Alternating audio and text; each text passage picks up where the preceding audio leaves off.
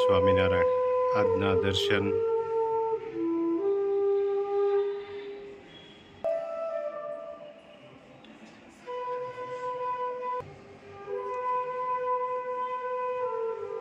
Good morning, જય સ્વામિનારાયણ, જય શ્રી રામ, જય શ્રી કૃષ્ણ, જય માતાજી, ઓમ નમઃ શિવાય. સત્યમે વિજેતા સિદ્ધેશ્વર મહાદેવની જય.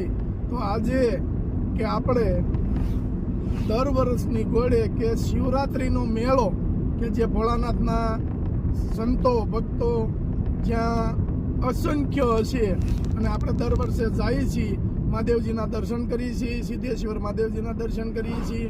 તો સવારમાં આપણે નીકળી ગયા છીએ કે જુનાગઢ જવા માટે, અને રાજુભાઈ, ઘનશ્યામભાઈ, અરુણભાઈ દુહાના બેતાદ બાદશાહ, હા, અરુણભાઈ, અરે આ તો મેળામાં જઈ રહ્યા તો મોજ છૂટે છે. આવા સાધુ હોય એમાં સાક્ષાત શંકર ભગવાન હોય, એના દર્શન કરવા માટે બધા જતા હોય. ઘણા કે એમાં જોવાનું હોય પણ ભગવાનનો ભગવાન ગણાય ભોળોનાથ, એના દર્શન કરવા માટે જાય છે શિવરાત્રીમાં. મોટો દિવસ આ ગણાય શિવરાત્રીનો.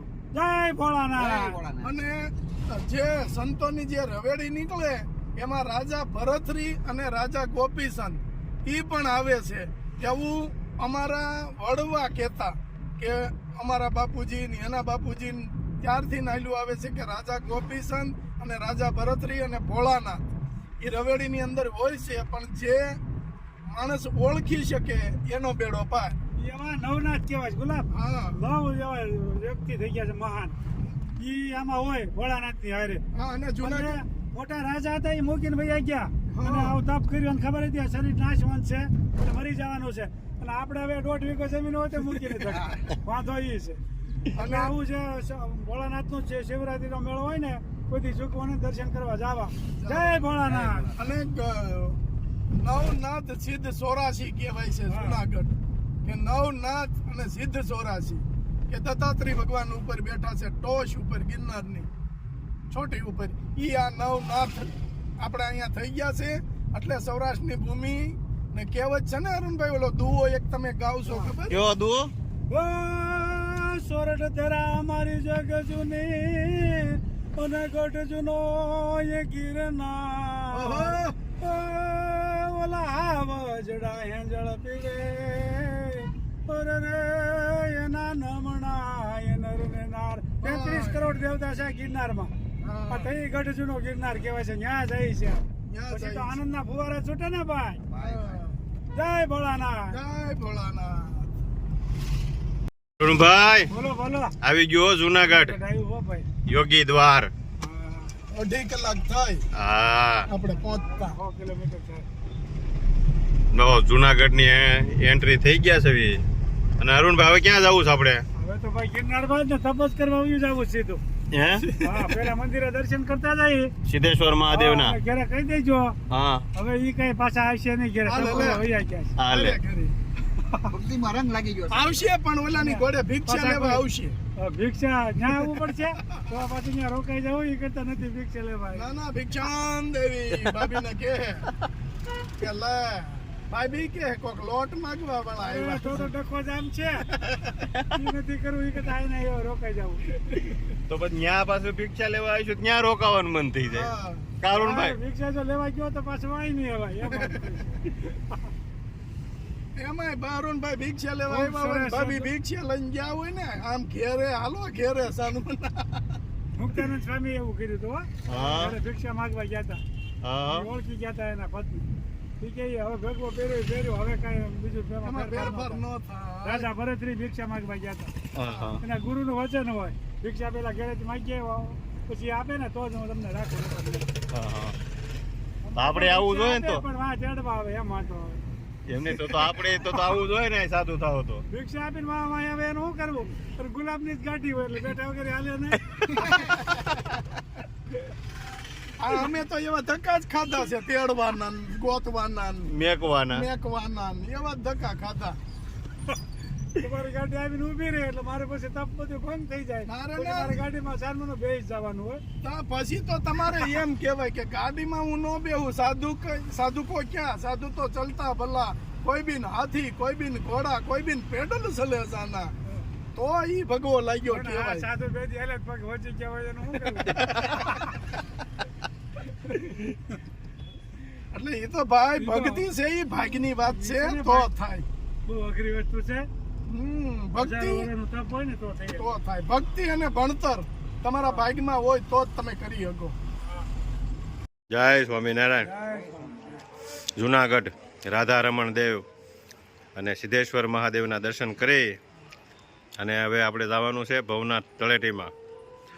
અહીં પાછળ ગિરનાર દેખાય જ છે. અરુણભાઈ કેમ છે? ટેકરી ઉપર જવું છે ને? હેમાં ડોલસામાં? હા, ચાલુ છે ને? ચાલુ હોય તો બેસ્યું. જ્યાં જોઈએ પછી તો રસો ખેંચીને ચડવું પડે. રસો ખેંચીને ચડાઈ દેવાય. આવે ને કૂવામાં તો તવાય છે.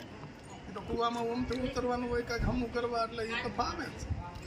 ગમે ત્યાંથી સુરી જાય. કેમ ભાઈ? મહારાજે જે રાસ લીધો હતો તેની લીલા અહીં બતાવવામાં આવી છે. જુનાગઢ મંદિર કેમ બધું કામ છે અરુણભાઈ? First class. હજી તો નવું કામ બધું બાકી છે. જોવાનું પાછું કંઈ બાળનું હતું તો તોડી નાખ્યું છે. હવે પાછું એથી નવેસર ફર્સ્ટ ક્લાસ બનશે. હવે તો રાજા મહારાજ કરે. હા, અને મંદિરમાં કેમ બધું નહીં ફર્સ્ટ ક્લાસ. મહારાજના પરચા અને લીલાઓ બધી. હા, હજી તો આ જુનાગઢનું મંદિર છે રાધા રમણ દેવ સિદ્ધેશ્વર મહાદેવ. કેમ અરુણભાઈ? ના ફર્સ્ટ ક્લાસ બધું. ભગવાન સ્વામિનારાયણ ભગવાને પોતે બનાવેલું છે 6 મંદિર. હા, એમાં જુનાગઢ આવી જાય ને? હા, જુનાગઢ, અમદાવાદ, કચ્છ, ભુજ, ધોલેરા, વડતાલ. વડતાલ.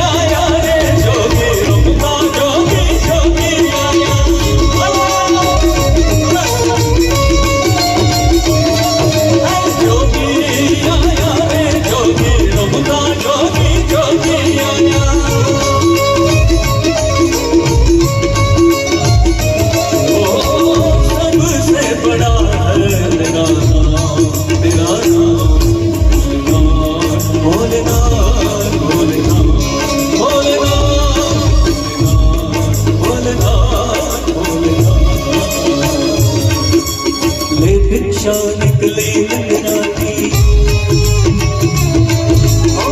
भिक्षा निकले नंदनाथी, कंचन थाल धरायो, तो भिक्षा जोगी पास जायो, बालक मेरो डरायो है।